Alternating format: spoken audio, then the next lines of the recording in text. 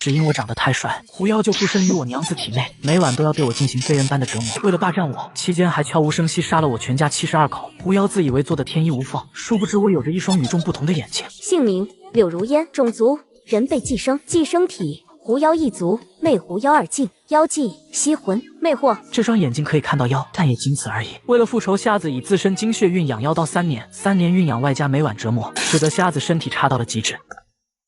你回来了，相公此次回娘家，我又拿了几分补药，这就去熬给你喝。说着便要走进院落，瞎子忽然喊道：“娘子，以后补药就不用喝了。”为什么？因为你该下地狱了。随着柳如烟死亡，寄生在他体内的狐妖之魂也在此刻没了生机，化作一团火焰。击杀2境妖物，魅狐妖，以激活封妖册，狐妖一族，激活封妖册，狐妖一族2境，奖励10年修为，奖励5技，斩妖刀法。提示出现的瞬间，瞎子只感觉全身上下被一股暖流所包裹，原本因为养刀所损耗的精元，在这一刻全然复原，灵气输送到全身4肢百骸，蕴养他的肉身。姓名：瞎子，种族：人，封妖册之主，境界3境无漏圆满，5技斩妖刀法，寿命120年零3个月。封妖册已激活叶数1，斩妖就可以增加修为嘛？娘子，你死得妙啊！那意味着是不是快要离开这里了？感受着身体内的变化，瞎子一直以来都古井无波的内心也有了丝丝震撼。次日清晨，许多镇民围在瞎子门口。死瞎子，昨天有人亲眼看见你杀了千空山的狐妖娘娘，这下我们黑石镇一定会遭到报复的。你惹下的祸端，可别连累到我们了。瞎子，你爹生前可是咱黑石镇的大善人，他若知道你将灾难带给我们黑石镇，一定会看不下去的。瞎子，你得识相，你得赶紧滚出我们黑石镇。瞎子觉得人性有些薄凉，当年若非他爹大行善举，黑石镇饿死的人至少得有大半。瞎子拄着手中木棍，就这么走着。大家千万别心软，瞎子不走，咱们必会受到牵连。即便狐妖娘娘大发慈悲不伤及我等，可哪怕只是损坏些砖瓦房屋，对我等来讲也是一笔不小的损失。此话一出，所有人挡在瞎子身前，声讨着要一个交代。瞎子抬起手中的木棍，微微往地面一顶，一股强烈的冲击如海浪般翻涌而出。狐妖杀我陆家72口时，无人为我出头。我杀狐妖复仇，你们却嫌我会连累你们。若你们是觉得我这个瞎子好欺负，那我也不介意让你们与狐妖一同下地狱去。老板，如往常那般，1碗馄饨，多加香菜。原本来讲，瞎子是他的熟客，理应客气招待，但狐妖被斩一事早已传开，没人会再欢迎这个会给镇子带来灾难的男人。馄饨已经卖完了，去别家吧。瞎子转身又来到一家面铺前，1碗刀削面，多加香菜。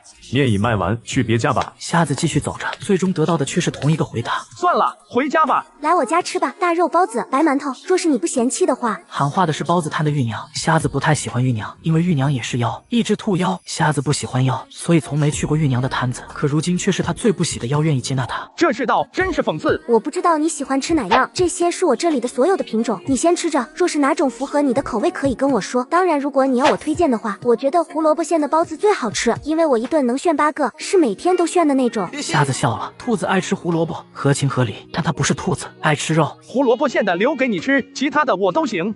玉娘似乎是在为自己找不到共情者而不开心，因为她总喜欢向别人推荐胡萝卜馅的包子，但好像大家都不太喜欢。所有每次做的最多的胡萝卜馅包子都会剩下来，归她一个人独享，但她更想找人一起分享。玉娘，你家的包子不能卖给瞎子，否则你也没资格继续待在黑石镇。关你屁事！老娘的包子爱卖给谁卖给谁，你管得着吗？当初的陆老爷是那么善良，他怎么就生了你这么个逆子？你们怎么有脸提陆老爷的？当年若不是他施舍余粮，能有现在的你们吗？如果我爹也不愿离开黑石镇，你们也会这么对待他吗？陆大善人才不会像你这么自私，若今天他还在场，定然会带着你这个小混蛋亲自找狐妖娘娘赔罪，也不会连累我们。说话的是黑石镇镇长，此刻他带着数位手持长棍的年轻壮汉，气势汹汹冲了过来。瞎子，像你这种无情无义之徒，黑石镇容不下你，将他扣押起来，送到镇外等待狐妖娘娘发落。数名手持长棍的壮汉上前几步，将瞎子给围了起来。瞎子抚摸着木棍，他觉得他得到了答案。老爹啊，你曾不止一次的教导过我，做人要善，要但行好事，莫问前程。可善人总是得不到好报，还会被他们当成理所当然。我要为您当年行的善举收回一些利息了。他的手指轻轻点在木棍顶端，短短不过数个呼吸，原本热闹的大街再也看不见半个小镇居民。包子味道不错，多少钱？不要钱，算是我请你吃了。为什么？当年你爹救过一只受伤的兔子，那是我朋友，这顿饭算我请你了。整个小镇没人念着他爹的善举，一只兔妖却是将这份恩情记了10来年。谢了。瞎子站在房顶望向远方，那里有几十道冲天而起的光芒，正急速朝小镇方向而来，光芒速度极快，眨眼间就来到了黑石镇大门口。此时瞎子才看清这群妖的实力。瞎子每晚都要爬上房顶，然后仰头夜观天象，可下一秒却看见极远处有几十道光芒速度极快，眨眼就来到了小镇门口。这就是我死去娘子的所有娘家人了吧？1位3境，2位2境，实力还行，我就在这里等你们。我四妹死在你们小镇，这是你们得给我一个满意的交代，否则我必屠此镇。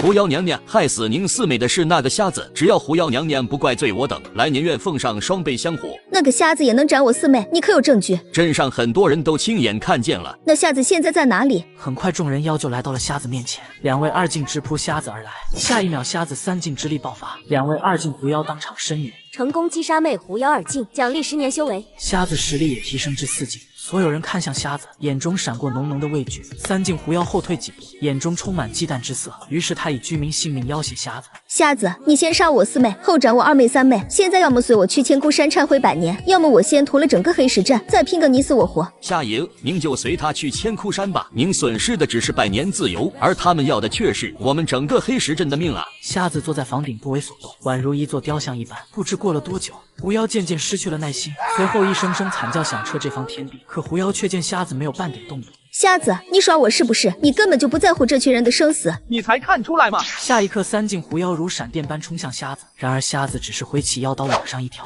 狐妖只感觉自己被一座通天巨山锁定一般，浑厚如海的气息压得他无法站起。他抬眼看向瞎子，眼中已经充满了恐惧。你一个瞎子，修为怎么会如此浑厚？一个破小镇，怎么会出现你这么恐怖的存在？成功击杀魅狐妖3境，奖励50年修为，奖励纳无欲界。因为我有一个好娘子啊！瞎子将目光望向周边狐妖，该你们了。其余一众妖仆纷纷逃窜，瞎子则是追了上去。不知过了多久，瞎子才拄着木棍返回陆家。瞎爷，狐妖都杀光了吗？跑了3个。完了，有狐妖活着，岂不是随时都会报复大家？怕什么？有瞎爷在，区区狐妖怎敢再来侵犯？对，只要瞎爷在咱们镇子一天，黑石镇就是最安全的地方。现在千枯山没了，以后也不用去向狐妖供奉香火，这省下来的香火钱，咱们应该分出多少去孝敬瞎爷？于是众人开始商议，由最初的6成香火，最后变成了3成香火。次日，小镇居民带着香火钱来到瞎子门口时，发现陆家的宅子连同地基都被搬空了。而此时，瞎子拿着胡萝卜馅包子，为了开启更多的封妖册，慢慢的向前方走着。用玉娘的话来讲，吃了他做的胡萝卜馅包子，才算是他玉娘的朋友。朋友2个字对瞎子来讲过于珍重。在小镇生活了10几年，瞎子只有2个朋友，一个是兔妖玉娘，另一个则是寄生在妖道内的妖，他叫元宝，全名前妖元宝。瞎子一路向西，不知走了多少天，来到一座老山庙外。施主，求佛还是求缘？何为求佛？何为求缘？求佛就是求庙里的佛，求缘则是求我师傅的缘。那我想先求佛，后求缘。小和尚带着瞎子来到庙内，又走向大殿。殿内一座金佛庄严巍峨的盘坐在中央。求佛在此处求。瞎子站在殿外没有进去。方丈，你家金佛好刺眼啊！哈哈，你一个瞎子竟然说我家金佛刺眼，这马屁拍的都飞到天上去了吧？佛本无相，你能觉得刺眼，是因为你心中有佛。那我能在佛前待上一段时间吗？心中有佛之人，自然能与佛相伴。就这样，瞎子端坐在佛前，直到第4天，殿内走进一位身背长弓的猎人。佛啊，我想成为全村第1的猎人，我想每次打猎都能有所收获，我想让村里所有人都来仰望我，求您一定要满足我的愿望。说完磕了3个响头后，猎人才离开。却在这时，佛像内飘出一道金色光芒，涌入猎人脑后。瞎子看着这一切，起身走出了大殿。他斩妖有自己的规矩，他不想猎杀像玉娘那般身居善心的妖。当瞎子顺着猎人遗留的气息赶到村庄时，看到的是跪在地上仰天长啸的猎人。猎人所在的村子无一人生还。瞎子叹了口气，随即再次来到大殿。我也有个愿望，想睁眼看看世界，你能满足我吗？话音落下的瞬间，一道金光直冲瞎子的双眼，瞎子能够感受得到，其中蕴含着强烈的煞气，似要将自己双眼挖出。你还真是事事有回应，念念有回响啊！击杀2境妖物，悬角10妖，奖励10年修为，奖励灵宝，醉仙9壶。瞎子拄着木棍，独自走在山间，走在原野，走在古林。自从斩了10妖已过半个月，期间再也没有遇上其他妖。直到今天，他来到一座山巅，下面是一座城，城内有着几道冲天而起的幽光。说了要凶一点，凶一点，你别这么憨包行不行？龇牙，龇牙会不会？咧嘴，咧嘴不会吗？叫你咧嘴，不是流口水好吗？姑奶奶，我真是服了你。被训斥的是一位身材壮硕、肌肉无比发达、身高足有2.5米，如铁塔一般的男子。但令人瞠目结舌的是，此刻的壮汉委屈巴巴的看着还没有自己腿高的小女娃。姑奶奶，咱有的是力气，去码头扛包也能赚钱啊，何必去坑蒙拐骗呢？万一让人识破，被打了怎么办啊？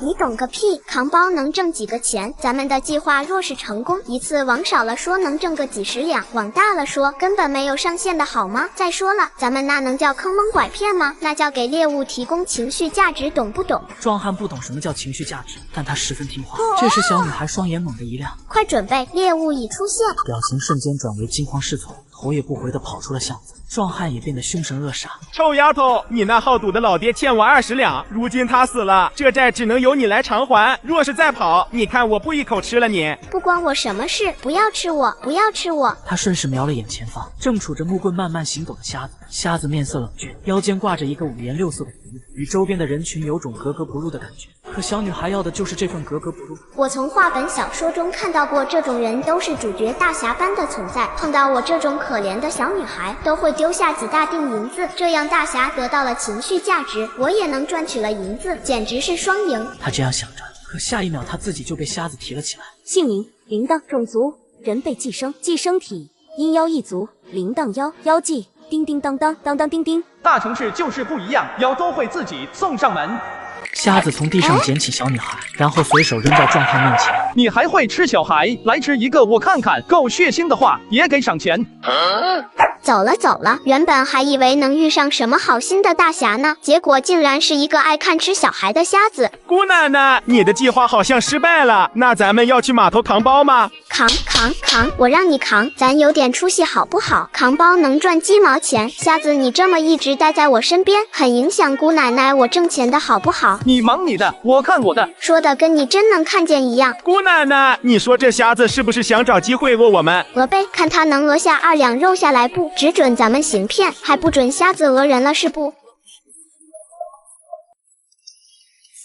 瞎子，我看你这模样，多半也是个缺酒钱的货吧？我这有道良计，只需要你小眼上一波，咱们定能赚波大的。不干，我家娘子给我留下的遗产，8辈子都用不完。瞎子，既然你那么有钱，可这个宁城很危险的，本姑奶奶不才，在这宁城也算有头有脸的人物。还有大山，虽然憨了点，但够凶啊！你只要花点小钱，就能将我们2人雇佣成你的专属打手。还有，我看你也面生，应该是初到宁城吧？你有住的地方吗？你有仆人照顾吗？这些只需要你再花上一点小钱，本姑奶奶都能为你一条龙给包了。果然是个好办法。那你继续跟着我，本姑奶奶这就带你去全城最豪华、最舒适的住所。姑奶奶，大山哥哥，你们回来了。姑奶奶，我们将晚饭做好了，就等你们了呢。都过来，今天姑奶奶我有件大事宣布。瞎子，不对，瞎爷，这就是整个宁城最豪华、最舒适的住所了。除了我和大山可以保全你的安危外，还有6位受过专门训练的人员，可以照顾您的起居饮食。小春、小夏可以为您端茶送水，小秋、小冬可以为您洗衣砍柴，小月厨艺极好，可以为您做饭。很多大酒楼想邀请他去做掌勺的，我都不带半点同意的呢。大海腿脚利索，您要有什么跑腿的活，可以尽管使唤。神特喵的腿脚利索！此刻的瞎子嘴角疯狂抽搐，一直以来都波澜不惊的他都有些破防了。借助铃铛身上散出的光芒，他是可以看清眼前6人身影的。整整满院的残疾，这叫受过专门训练的，这叫宁城最好的住所。合着就真的欺负瞎子呗？不过这个小铃铛拼命赚钱，难道是为了养活这些人？这妖道也挺有意思。瞎爷，您可还满意我的安排？不错，配置很豪华。小月，快带瞎爷去咱小院最好的厢房休息，然后再做顿你最拿手的长寿面给咱瞎爷尝尝。加肉，记得要加肉，狠狠加。深夜，瞎子习惯性爬上屋顶，他喜欢坐在高处。瞎子扭头望向厨房旁边的一间房，这10两给小春买药喝，他身体最近越来越虚了。这10两给小秋、小冬找个学堂去念书。这10两给小月添几件漂亮的长裙子。这50两是瞎爷的伙食费，让小月每天换着花样做出最好吃的美食，一定要拿捏住瞎爷的胃。次日清晨，瞎子走进一家酒楼。好酒。客官面生可能还不知道，我们店只有一种酒，就叫老酒，根据年份的不同，价格也有所不同。姓名：石头，种族：人，被寄生，寄生体：石妖一族。九重妖，我要年份最长的酒。我们老酒铺保留着最长年份的老酒，足足有120年。由于保存原因，客官想要购买，必须将一整坛美酒全部买下，而一坛足有10斤，一共需要100两黄金。那你给我取一坛那120年的老酒来。客官，一坛100年老酒需要黄金100两，这可不是小数目。给100两黄金。这下瞎眼少年真有100两黄金，大家快来看呐！有人要购买老酒铺的100年老酒了，今天要长见识喽！客官真是有眼光，100年老酒就封存在后院酒窖之中，我这就为您去取来。行。天杀的，空了，全都空了！我家老酒呢？我家传承的100年老酒呢？没了，都没了！这可让我怎么有脸去见列祖列宗啊？老掌柜，什么没了？你倒是说清楚啊！老酒，酒窖里面100年以上的老酒全都没了，被盗的一滴都不剩了。赶紧报官，得赶紧去衙门报官，这是绝对不能善罢甘休。很快，一支捕头队伍来到院中，具体什么个情况，好好讲清楚。就在刚刚，这位瞎财主想要购买我店祖传的100年老酒，我来取酒，却发现酒都被盗的一滴不剩。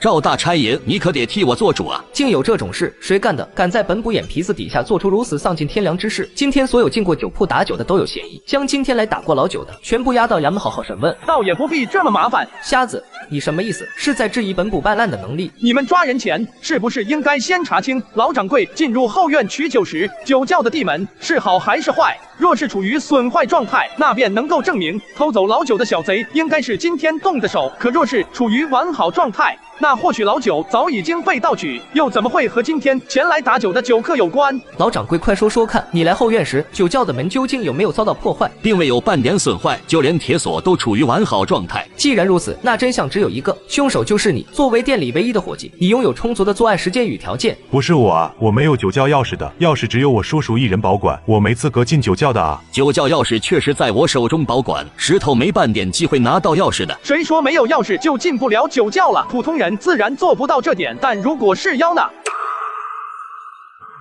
咱们宁城出现妖物了，这可咋办啊？快，得去巡斩妖司的大人来清查一番才行。盗酒的乃是妖物所为，是了。能够悄无声息进入酒窖的，可不就是只有那诡辩无常的妖才能做到吗？若真是如此，那便是我赵小山的机缘到了。想进入斩妖司，就必须亲手斩杀一头妖物，先将此地封锁起来，哪怕是一只苍蝇，也不能让其逃出。虾兄，既然你说此案可能是妖所为，那你可有办法找出那只妖？我曾经在一本古籍上看到过，这世间有一种名为九重的妖，此妖天生好酒，只需要将酒窖内的老酒全部打开，九重一旦被浓烈的酒香味包裹，便会情不自禁地显出妖身。你们跟着老掌柜去酒窖，将剩余老酒全部开坛。然而就在两位捕快刚准备下酒窖时，2道带着酒香的水箭从人群中急速飞出。穷鬼明明酒精过敏，却每天要喝掉10斤酒，而且必须是价值黄金100两的100年老酒，甚至有人靠近他的酒就要当场斩杀。我看谁敢靠近我的美酒！一股嗜杀的气息传遍整个院落。是石头，妖物寄生在石头体内，难怪那些100年老酒会消失的无影无踪。如果九重妖所选的寄生容器是石头的话，那一切都解释得通了。赵小山此刻却是神情激昂，一头活生生的妖出现在自己眼前，他等这一天等了太久。对妖，今天遇上你赵爷，算你命中有死一劫。一个出入一境的垃圾，不堪一击，谁给你的勇气？又一道冰箭以极快的速度向赵小山击射而来。赵小山只感觉自己被锁定一般，已经受伤的他已经没有半点闪躲的能力，他的嘴角划过一抹自嘲。一直都在说斩妖，可真当遇上妖了，却连一招都无法挡住。赵小山啊，赵小山，你终究只是个实力强点的普通人罢了。就在所有人都绝望之际，一抹快到只能看见银白色的刀芒一闪过。当烟雾消散时，只见那个手持拐杖的瞎子挡在了赵小山的面前。此时寄生于石头体内的九重妖眼，却从这个瞎子身上感受到了如海般磅礴的压力。好，该死的瞎子果然是冲我来的。此刻的九重丝毫没有半点犹豫，迅速脱离石头的肉身，急速朝天空遁去。然而下一秒，刀光如流星般闪过。击杀2境妖物，九重妖，奖励10年修为，奖励5技，罪役之境。我可没说你有资格离去。所有人目瞪口呆，这一切发生的太快了。从赵小山危在旦夕到瞎子顺斩九重，这一切不过几个呼吸间的时间罢了。这位大人，感谢您救了我的老酒铺，您对我老酒铺有再造之恩，我这就去大风楼摆上一桌，请您一定要赏脸。饭就免了，给我打壶老酒吧。行，往后只要您来，酒管够。瞎子提着醉仙酒壶离开了老酒铺。先生，我想拜您为师，我想学您的刀法。我的刀你学不会，我可以努力的，我可以吃苦的，我也想成为像您一样强大的斩妖人。我的刀你学不会。瞎子依旧还是那句话，然后一个闪身消失在街道上。赵小山望着瞎子的背影，眼中充满向往之色。这就是斩妖人，这才是一个男人该有的潇洒与浪漫。我也一定可以成为一名真正的斩妖人。瞎子路过青龙街时，正好看见铃铛和大山一大一小两道身影，正探着脑袋猫在昨天那个巷子口等待猎物的上门，直到天黑也未有能够令铃铛满意的猎物。有时候大山也会念叨两句，去码头扛包，但换来的是脑瓜子挨帮。瞎子坐在一处屋顶，静静看着这一切。对于铃铛如此专一的态度，他觉得还是值得褒赞的。瞎子偶尔也会想，是不是妖的性格都是这么专一执着？就如他娘子虽然是只魅狐，但也只是折磨他一人。3年如1日，铃铛和大山回到院子时，天已经完全暗淡。姑奶奶，不好了，瞎爷不见了！瞎爷早上出门，到现在还没回来。什么？快集合集合！瞎爷那么单纯有钱，肯定是遇上绑票的了。大家快随我出门一起去寻找。今天哪怕将整个宁城翻个底朝天，我也死要见人，活要见尸。我还在，人没死。院外瞎子拄着木棍，慢慢浮现在众人眼前。还好，瞎爷并没有出什么意外。今天饭菜准备好了吗？咱可不能再像昨天那般用一碗面来招待瞎爷了，太多了，太丰盛了。今天小月姐做了整整一大桌的美味呢。很好，全部端出来，让瞎爷见见咱们的服务。很快，一道道美食端在了他的面前，但从卖相来看，丝毫不比大酒楼的差。厉害！瞎子同时也想起昨天铃铛的介绍说，小月的厨艺完全不比大酒楼的掌勺差。他拿起筷子时，却发现其他人似乎没有上桌。一起来吃吧，我一个人也吃不了这么多。所有人都将目光望向铃铛，却听瞎子再次喊道：“我吃饭不喜欢一个人。”大家一起上桌，陪瞎爷好好吃喝。所有人这才迫不及待地坐在一起。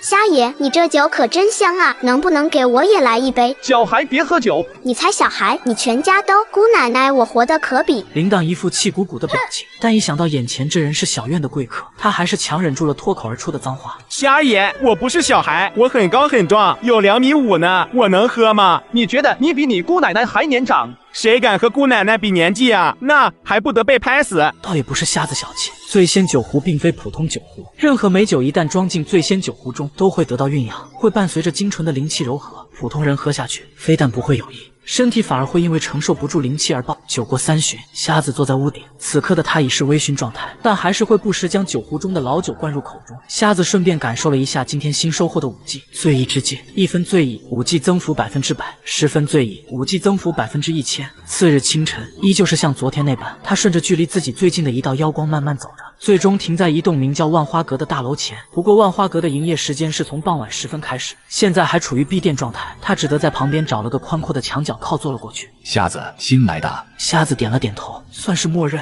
兄弟，你这双眼是天生瞎的吗？差不多吧。真是个当乞丐的料啊！要我有这么好的先天条件，这会儿怎么说应该也上岸了，或许老婆都娶了2个呢。听你这口气，干这行应该挺久了吧？那是，大爷我5岁开始乞讨，7岁就已经入门，到现在57岁，我敢说，但凡我看中的地儿，就没有油水不足的。厉害，兄弟，今儿个我看你上道，传你一手。那边有2个书生，一个穷书生，一个富书生，你说我上前去向他们讨上钱，哪个会给的概率要大些？肯定是富书生。错，那总不至于是穷书生吧？也错，正确答案是一个都不会给上钱。干我们这行的你要记住一句话：宁找婊子，莫讨书生。难怪你会待在这万花格外蹲守，原来是目标精准啊！那是，这里的姑娘们多好啊，声音又好听，有钱还大方，不像那群酸书生，道理一大堆，真让他们掏钱，跟要他们命似的。你呀，还得多学多听。有了乞丐的陪伴，转眼间便来到了下午时分，万花阁的大门也终于打开了。奢靡的一天开始了，又不知道多少公子老爷们得为白莲姑娘掏空家底了。不过话又说回来，能够一亲白莲姑娘的分则，即便掏空家底又能怎样呢？白莲很美吗？那不是美不美的问题，美已经不能用来形容白莲姑娘了，应该是纯仙、圣洁、高傲，那是一种不可被定义的存在。那我还真有点好奇了。瞎子朝万花阁大门走去。你一瞎子就没必要好奇了。哎，瞎子你干嘛？你走错方向了，那儿不是咱们这种人能进的。可下一秒，他就看见跟自己聊了大半天的瞎子，他手上竟然拿着一个金灿灿的大金币。我操，哥们儿你深藏不露，这么年轻就上岸了。他从浴池摘来一车莲花，然后以1两1朵的价格卖给瞎子500朵。瞎子付了钱，跟着一位侍从来到3楼。小姐，今天的榜首带来了，姓名白莲，种族人被寄生，寄生体花妖一族莲花妖3境无漏圆满。公子面生是第一次来咱万花阁吗？是第一次来，不小心争了个榜首，请问有什么特殊服务？妾身可为公子单独演奏一曲，如何？仅是如此，不然公子还想如何？相约。如此粗鄙的话语，并未引得白莲半点不满。公子并不是第一个这么想的，但妾身性子有些慢热，心中很是缺乏安全感。真要现身，也只会现身真正疼爱妾身，能够让妾身倾心的男子。如何才能让姑娘倾心？日久见人心，或许见得多了，聊得多了，也就倾心了呢。瞎子觉得此妖多半要与他无缘了，毕竟他只是慢热，未曾祸害他人。于是他准备起身离开。公子，你不听一曲再走？我只听有缘之人的曲子，你我无缘。那怎样才可与你有缘？你做过恶吗？我杀过人。我是问你有没有做过恶？杀人不算作恶吗？杀该杀之人不算作恶。若是你能连续10天来此，我可以给你讲个故事，故事的内容与我所杀的人有关。见你很贵。白莲伸手一挥，500两白银飘在瞎子身前。明天我再来。次日清晨，瞎子再次来到万花阁外面。我说兄弟，昨天万花阁内有个瞎子花费500两抢到了。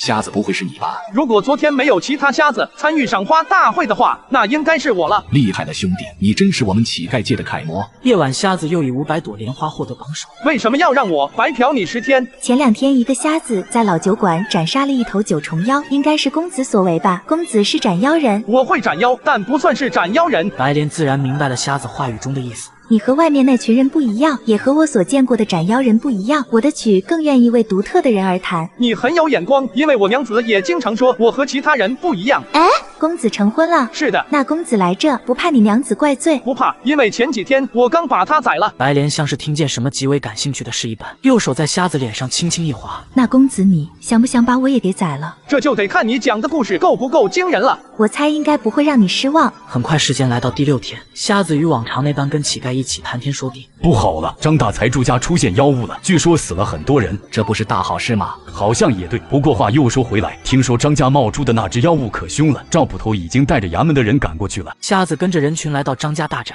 前方是10只灵火灯笼妖，其中1只为2境中期，9只为1境。哈哈，运气不错啊！哥几个才来宁城没多久，便遇上了如此多的妖物气息。9道1境，1道2境，若是能全斩了，咱莫和3虎晋升2品斩妖人有望啊！10头妖物，我黄石见包了，真不把我无影手放在眼里了。来者共有5人，其中有3位是1品斩妖人，其余2人则是2品斩妖人。赵小山正要上前时，眸光瞥见不远处的人群中的瞎子。先生，你也来了，这边请。妖都在大宅之内。这位捕头，你宁愿对一个瞎子如此客气，也不愿来迎候我等。莫不是在你眼中，我无影手还不如一个瞎子？首先，我并没有看清你们的意思，但我旁边的先生也是一位强大的斩妖人，他双眼不太方便，我去为他带路怎么了？一个连路都看不清的瞎子也能斩妖，怕不是去给妖物送温暖的吧？斩妖人可有斩妖令牌？我没有斩妖令牌。诸位，你们的强大无需质疑，但妖物此时正在我家不断肆虐，还请诸位尽快斩妖，否则我张富贵一生的心血可就要付出一旦了。事后只要妖物尽斩，老头我必定大设宴席，尽情款待诸位大人。别急，你先说说里面的妖物具体是个什么情况？就在不久前，大宅内的所有灯笼突然间无火自燃，烧起了深白色的火焰，飘荡在宅院之中。我府的家丁全部死在了那群灯笼妖上，但好在我张家的家眷们却也侥幸全部逃了出来。无火自燃的灯笼，难道是鬼妖一族的灵火灯笼？应该是的，白色火焰应该是灵火，加上灯笼的特征是灵火灯笼妖的可能性极大。既然如此，那倒是很好应付。灵火灯笼只是鬼妖一族最为下等的妖物，况且凭宅内所散发的气息来看，最强的也不过1道2境，其次便是9道1境，以我们的实力完全可以应对。那就说好如何分配妖物吧，可别到时候为了争夺妖物的斩杀权而打了起来。不过我先表明，那头2境的妖物我要了。那我吃点亏，要个4头1境的吧。既如此，那我们3兄弟也要个4头1境的。瞎子，既然你说你也是斩妖人，那剩余1头1境妖物就留给你了。别说我们欺负你，你一个连斩妖令牌都没有的新手，能单独吃下1头1境妖物，多半已经是极限了。行的。一行人来到大宅内，灵火灯笼瞬间浮现在众人眼前，灯笼飘在大院之中，但奇怪的是，他们并未去破坏宅子，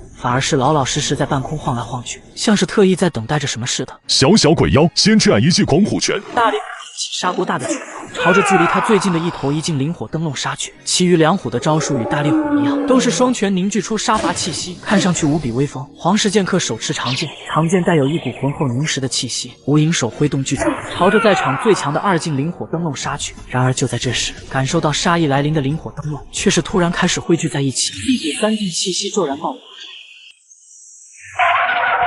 这是怎么回事？区区最低等的鬼妖，为什么会爆发出如此强烈的攻击？莲子太硬，得跑。王氏剑客速度则稍慢一筹，他持剑甩出一道剑气。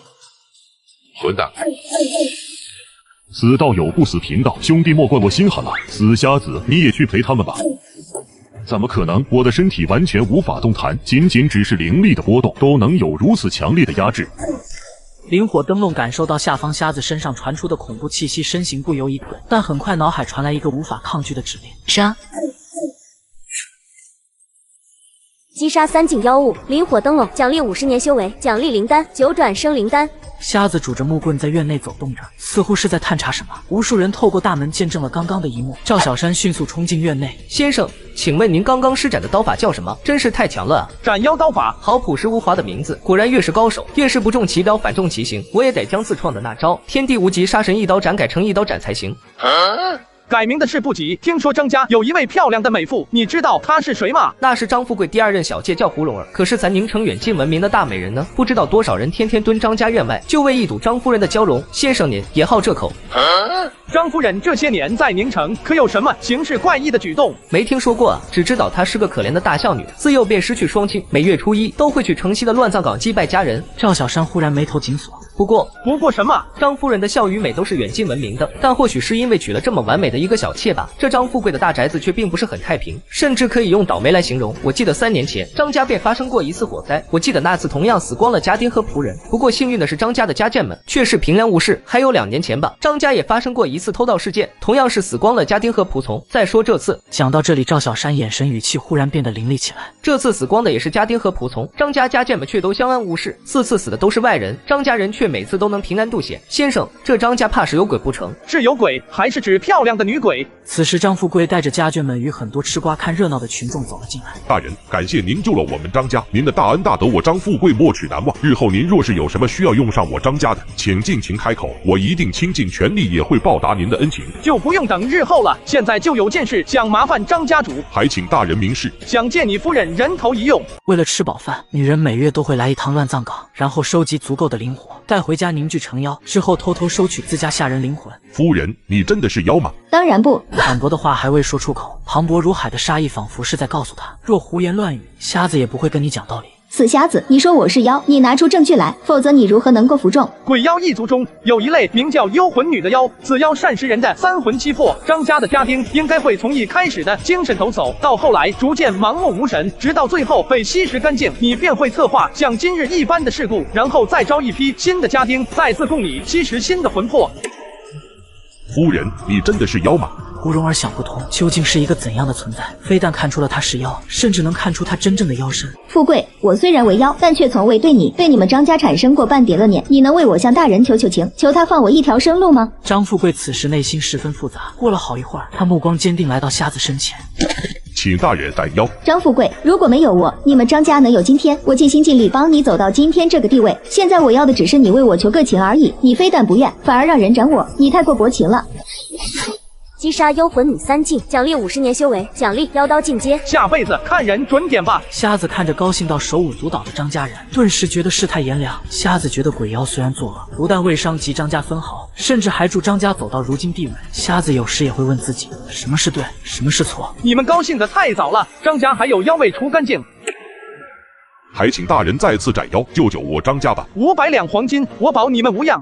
这也太贵了吧！但还未等瞎子说话，围观看热闹的人群就不乐意了。大人都免费替你们斩了10多头大妖，也没说半句，现在仅只是要你们付出点金子，就开始喊贵了。这么多年一直都是这样的。好了，斩妖人除妖，哪有免费的道理？不贵的，只要能够将妖物斩尽，哪怕是倾家荡产，我也愿意的。大人您稍等，我这就为您去取金子。很快，张富贵就取来500两黄金。大人，请您再度斩妖，还我张家一个安宁。瞎子收了金锭，随即头也不回往宅外走去。你们张家最后的那只妖叫做伯良，在你们心中唯有自斩才可自救。瞎子走出张家，赵小山跟在后面，一直跟了很久。别跟了，哪来的回哪去。赵小山跪在地面，脑袋地面猛磕。先生，我想学习您的刀法，还请先生收我为徒。赵小山一定不会让您失望的。我的刀你学不会。瞎子依旧是那句话，依旧是一个闪身离开远。傍晚，瞎子坐在万花阁的位置上。这不是风少吗？有好几天没见着您了吧？这2天跟着我老爹去拜山出了，刚回来就听说有个死瞎子霸占着白姑娘好多天了。今天就是想看看谁能从我手中抢走帮手。那是风少一出手，帮手的名额还不是手到擒来吗？瞎子可以接受别人喊他瞎子，但加个死字就不是很开心了。恰好这时，风少带着一群小厮走了过来。风少，这就是那个瞎子，最近他可是出尽了风头。死瞎子，以前的事我不管，但从今天起，白莲姑娘是我的，时尚点别个野整。我出1千两，为了白莲姑娘，今天这帮手我是要定了。风少真是多才多兼，我要为你生猴子。不愧是大刀帮的2公子啊，出手就是阔绰。听着周边不少人的奉承，风少虚荣心满足到了极点，他将目光定格在瞎子身上。死瞎子，听说我不在的这几天你很狂吗？怎么？哥们儿今天一开口，你连喊价的勇气都没有。我出500两。就这。原本我还以为你多有实力呢，500两是不少，但跟本少比，可就差得远了。我说的是黄金。我承认白莲姑娘是很美，但用500两黄金去换一个见面的机会，是不是太过火了？500两黄金等于5000两白银，这若是放平常，可以换好多次榜首了。好，死瞎子，这笔恩怨哥们儿记下了，以后出门最好给本少小心点。瞎子将从张家赚来的500两黄金放在桌上，轻车熟路的来到3楼。白莲依旧是那个白莲，只是清嫩至纯的脸蛋多了一丝妩媚。死瞎子辱我、欺我、虐我，甚至在那么多人的眼前驳我面子，此仇我必报。少爷，此仇该如何报？抓起来先鞭打一番，然后给他一套本少独创的素质3连，最后买一怪场让他受穿身、穿肝、穿肺、穿肠之苦。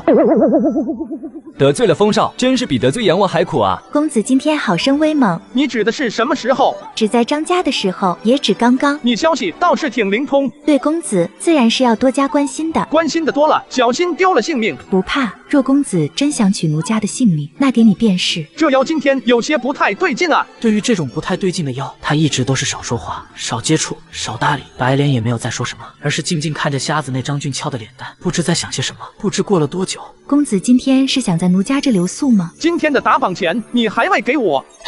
白莲取出500两黄金放在桌上，瞎子拿了黄金，这才起身离开。公子，您会是我的救赎吗？瞎子离开万花阁，走进入小巷。死瞎子，在万花阁你丫挺威风是不是？前头是不是？本少就非得让你知道花儿为什么那么红。来人，给我将他拿下！瞎子一开始便感觉到此处有针对自己的杀机浮现，而他做事从不喜欢拖拉。既然对方如此干净利落，他也就懒得废话。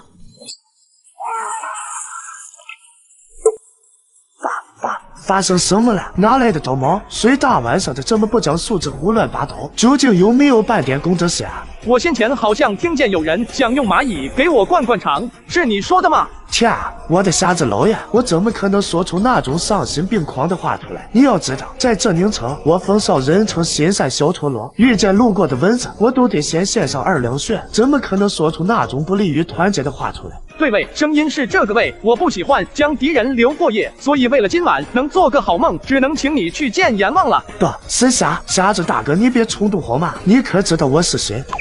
大刀帮听过没？那是我家开的。大刀帮帮主是我爹，大刀帮大管家是我哥。今晚我若是出了半点意外，你绝对不可能活过明晚。为什么我会活不过明晚？因为我爹和我哥会为我报仇，会出动全帮的人。你确定你爹和你哥会出动全帮的人对我动手？我特么的非常确定的好吗？我不信，除非你带我去找他们，我要亲口听见他们这么说才行。我当然可以带你去验证了，我现在立刻就带你去见我老爹和老哥好吧？带路吧。男子深夜邀请瞎子上门做客，可却吩咐护卫，这个客人不是筛查，去把所有人手全部召集起来。护卫心中虽有疑惑，可却不敢耽误半分。当瞎子走进院落，耳边传来各种杂乱的叫喊。二少爷整啥呢？难道又看上哪户人家的小娇妻了？胡说什么？黄花大闺女是咱帮主的爱好，人妻是咱大少爷的爱好，二少爷仅仅爱嫖。很快，宅子的大院中便汇聚了无数帮众。老爹、老哥，这下子将我手下全部当做样宰了。若不是我金敏，恐怕今晚就折在他的手上了。你们可千万不能放过他。此言一出，在场之人皆是一脸杀意，只有风大少眉头不禁微微皱起。这个瞎子能杀得了小弟手下，还敢独闯大刀帮，该不会是哪个高手扮猪吃老虎吧？这位兄台，你来我大刀帮究竟何事？这家伙想要瞎子的命，于是我也想要他的命，但他说他身后有你们，所以我想来问下，若是这样，那我只好将你们一起带走；若不是这样，你们只需写下5000字的保证书，那我便会自行离去。你特喵还想离去？我大刀帮你想来就来，想走就走，还要我写你娘爹写保证书？真当我大刀帮无人吗？来人，给我拿下这个瞎子！闻言，瞎子转身就走，他不喜欢和人动手，所以这种粗活一直是腰刀代劳。当瞎子回到小院时，一群孩子正目光灼灼地盯着桌上的满桌大盘。小月拿着一个铁饭勺站在一旁，像是一位美食守护者，仿佛谁若是敢偷吃半口，手中的锅勺便会将那人的脑袋敲得棒棒作响。这时，眼尖的小春忽然喊道：“虾爷，虾爷回来了！耶，虾爷终于回来了，可以开餐了。虾爷，虾爷，你今天去哪啦？怎么这么晚才回来？是啊，虾爷，您要是再不回来，我们都打算去找您嘞。”今天遇上了一群没礼貌的家伙，耽搁了点时间。那他们没伤着碰着你哪里吧？那倒是没有的。瞎子很喜欢小院的氛围。深夜梨花巷，打更人提着灯笼走在巷子口，他看见大刀帮宅门大开，目光没忍住瞟了一眼。很快，梨花巷内的江湖帮派人士都纷纷得到了这个消息。大刀帮是宁城第一大帮，一经络万物生，今夜对于某些人来说注定无眠。次日清晨，瞎子刚要出门，你们这是要去哪？虾爷，我们跟着小月姐姐一起去买菜呢。我跟你们一起去转转，顺便打壶老酒。那太好了呀，正好虾爷您想吃什么，到时候可以直接买。说话的是小夏，一个同样失去一条胳膊的小女孩。小月无法开口，但眼角也有笑意。很显然，对于瞎子的跟随，她也是很乐意的。虾爷，您看今天想吃点啥？想吃野味去那边，想吃鱼类去那边。小老弟，你说的这边那边究竟是哪边？你都叫我虾爷了，难道不知道我看不见吗？哎呀，虾爷对不起，你看我一开心就什么都忘了。小月能看出瞎子是在开玩笑，她向小春打着手语，小春那原本急切的神情这才重新恢复笑容。虾爷，在这条街啊，最好的野味得去从城外过来的那群猎户手中购买，他们打来的野味不仅新鲜，而且繁杂多样，运气好还能有难见的珍品。最好的鱼得去高家铺子购买，最好的。小春这边还在忘我的介绍着，忽然传来一阵锣鼓声，大家伙先停下手中的活，听我们说几句。喊话的人趾高气扬地走在大街上，一边敲锣一边喊：诸位，我们是血狼帮的，从今天开始，这条街归我们管了，以后每月的保护费归我们来收。为什么呀？咱们这条街的费用不是一直都归大刀帮来收取的吗？大刀帮让我们血狼帮给灭了，从今以后在此处，我血狼帮就是你们的天，可懂？不会吧？大刀帮没了，大刀帮不是咱宁城第一帮吗？怎么会被全灭？是真是假？等下你们去梨花巷看一眼就知道了。总之你们记住了，从今天起，想要在此地好好经营，那就别得罪我们血狼帮。对于这种情况，各个老板倒也没有太大的怨气，保护费给谁都是给，他们只要能安稳做生意就行。然而一旁的小叶三人在听到血狼帮3个字的瞬间，却是连身体也止不住的开始颤抖，胆子比较小的小夏更是当场被吓哭了起来。血狼帮怎么会管到这里来？完了！小春虽然平时比较勇，但此刻同样是颤抖着说道：血狼帮来了，怎么办？该怎么办？他们一定会想将我们重新拉去当牲口的。哪怕是小月，此刻的脸上也忍不住浮现一抹惊恐，这是一种仿佛刻在骨子里的害怕。瞎子感受到了3人不对劲的情绪。怎么了？这血狼帮和你们有仇吗？血狼帮就是谋害我们的凶手，他们砍断我和小夏姐姐、小秋姐姐的手臂，毒哑小月姐姐的嗓子，戳瞎小东哥哥的双眼，砍断大海哥哥的双腿，还用大山哥哥去试用毒药，所以大山哥哥才会长得那么壮。说到这，小春也忍不住痛哭了起来。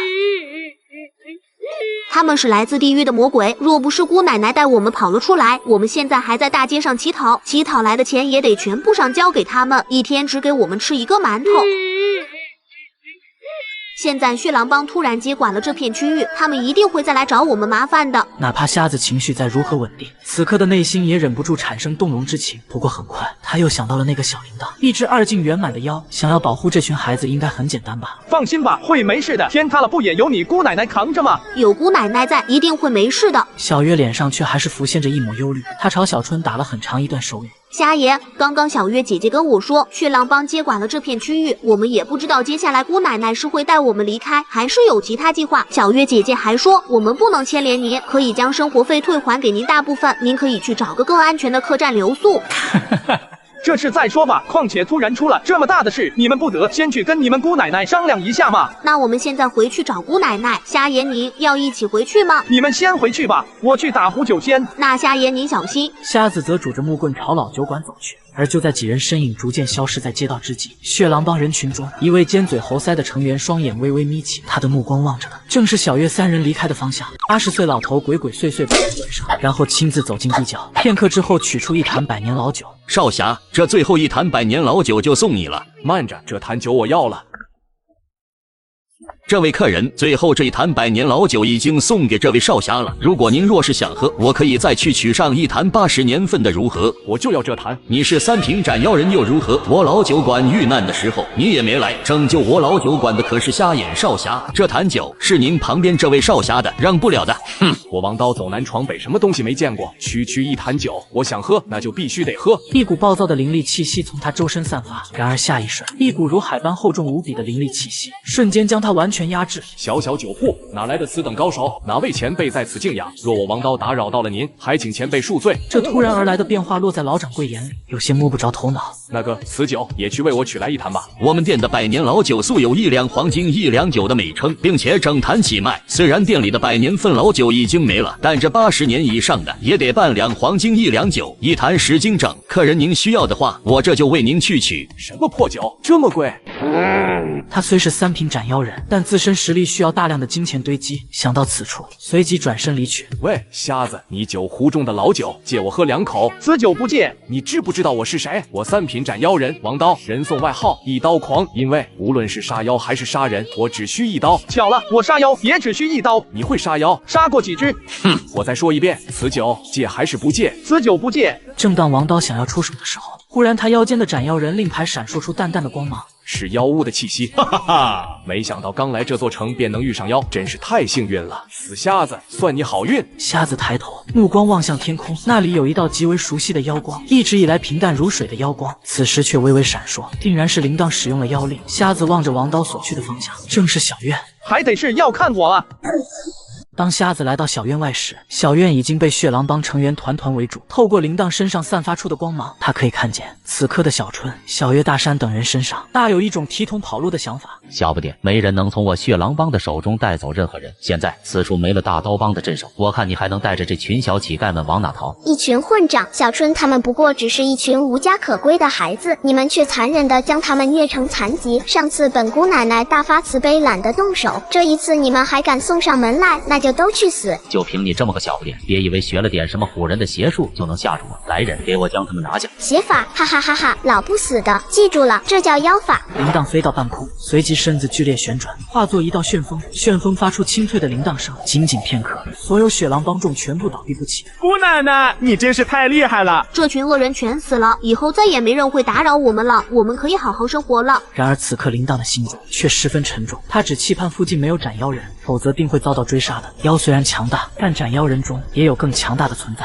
真是精彩！小小阴妖竟然能爆发出如此强大的战力，只是可惜今天你遇上了我3品斩妖人。铃铛脸色骤变，眼前这个男子给他带来的压迫感太强，尤其看到他腰间挂着的3品斩妖人令牌，小小的身子忍不住后退几步。小小阴妖，别做无谓的挣扎了，说吧，你想怎么死？你是谁？难道是血狼帮的帮凶？什么垃圾血狼帮？老子是王刀，3品斩妖人王刀，愚昧的凡人，我是来替你们斩妖的。什么妖不妖的？那是我姑奶奶，你若是敢动她，就先从我尸体上跨过去。似乎是感受到了铃铛内心的恐惧，大山挡在了铃铛的身前。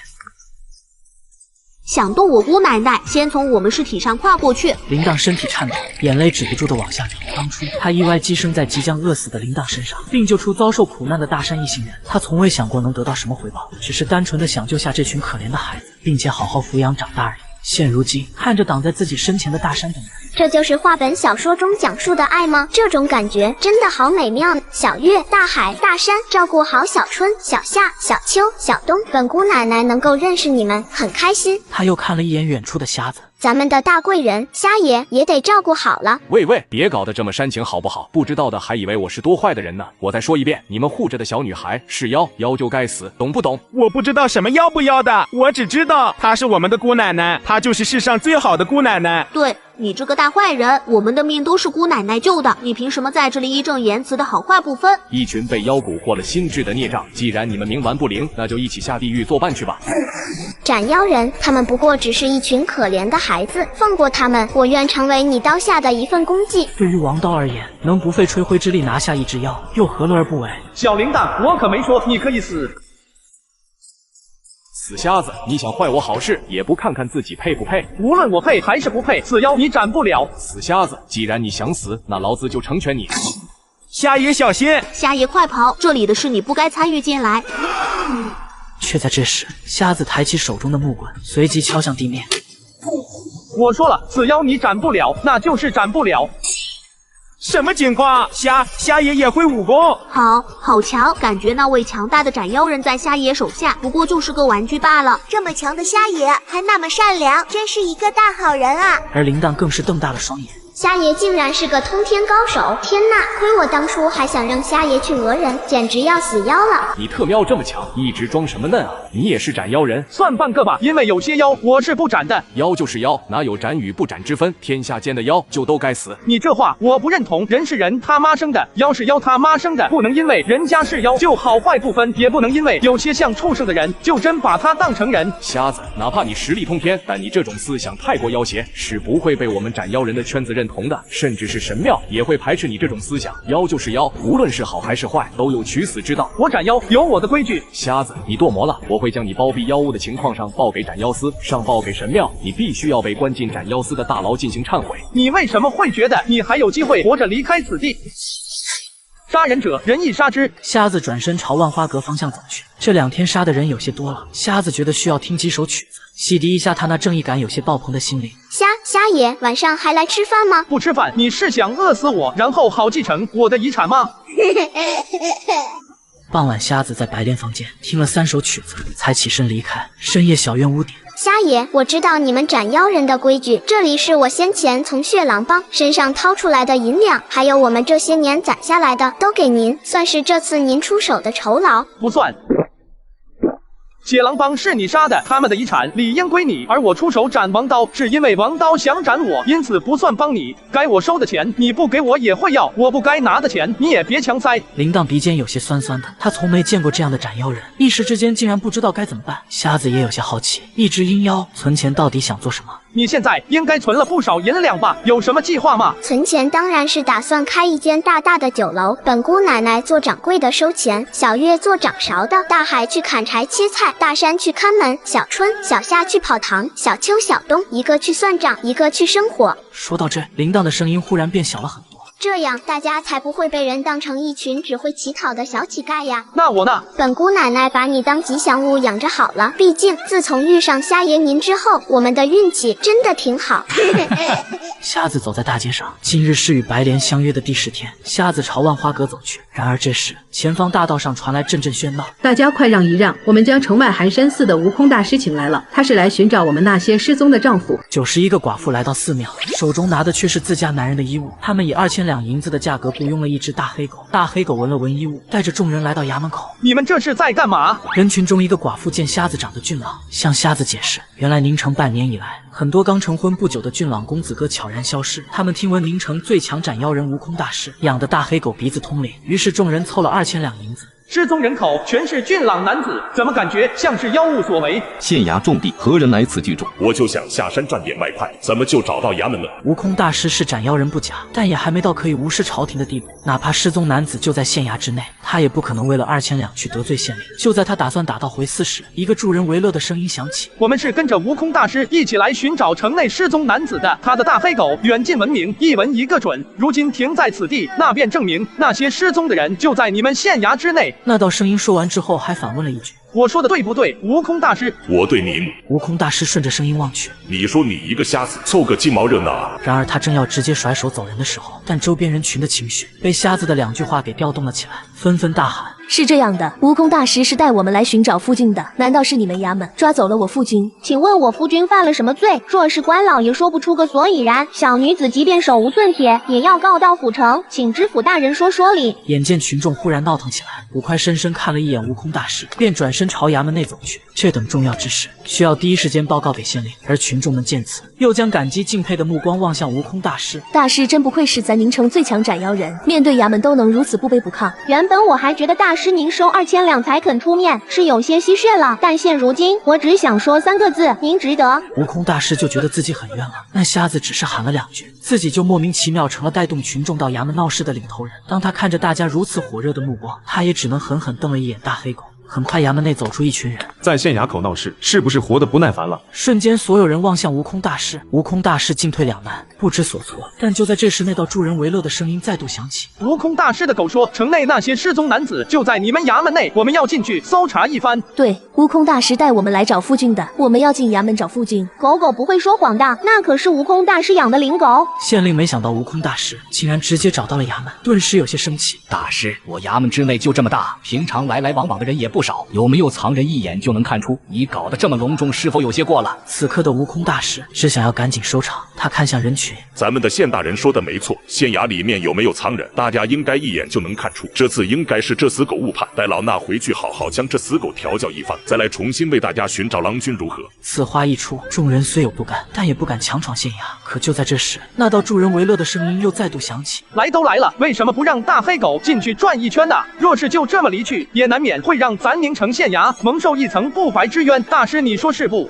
死瞎子，我忍你很久了，你不说话是不是会死啊？就你张嘴了是不是啊？是不是就你张嘴了啊？大师，你这是怎么了啊？人家瞎子也是话糙理不糙，你何故如此生气啊？我倒觉得这瞎子每次说的话都句句在理，反正来都来了，就让大黑狗带大家进去看看呗，也免得以后有人没事找事。这位瞎大爷，我认得您，前几天您在老酒馆和张大财主家大发神威的时候，我都见证过。瞎子，原来你也是斩妖人，随手斩过几头，和大师你比不值一提。难怪你小子一直在这怂恿大家，怕不是有什么不可告人的秘密吧？行了，吵吵闹闹成何体统？既然大家怀疑衙门抓了你们的夫君，本官也不是不讲理的人，让你们跟着那条黑狗进来查探一番又能如何？但衙门的威严也不是可以任你们随意践踏的。若是此次搜寻并无任何结果，那你们都要重打10个大板。不看了，我就一时瓜蛋，可惹不起这种事。10个大板就10个大板，我从小与我夫君两小无猜，今天就是死，我也要知道一个真相。我也要看，我不能让我夫君失踪的不明不白。既如此，大师此事是你所引来的，理当由你带头。当然，若是什么都没搜出来，那后果，呵呵。悟空大师此时十分难受，但是到如今，他也没有退步的可能。在带人进入衙门之前，他望向瞎子：“你费尽心思将老衲推下水，不至于自己当个缩头乌龟吧？既然大师愿意带领我们进衙门闯一闯，那瞎子自然是舍命陪和尚了。”众人进入了衙门之内，狗子却直奔衙门后院走去。哪怕县令脾气再好，此刻也忍不住：“